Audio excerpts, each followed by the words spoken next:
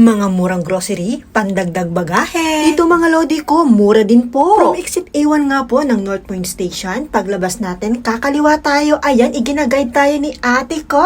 Hello ate! Aba, at 20 pa ng bag. May makikita tayong prutasan at tatawid tayo dyan. Bago pa nga po magkaroon ng DS at 360, nakatayo na ang shop na ito. Madadaanan po natin ang 7-Eleven. Lakad pa daw, sabi ni ate. Mainit na nga po pala dito sa Hong Kong. Tawid tayo dyan mga lodi ko. At isa pa pong tawid. Mapapansin na naman po tayong 7-Eleven at dyan po banda sa kanan, tatawid ulit tayo.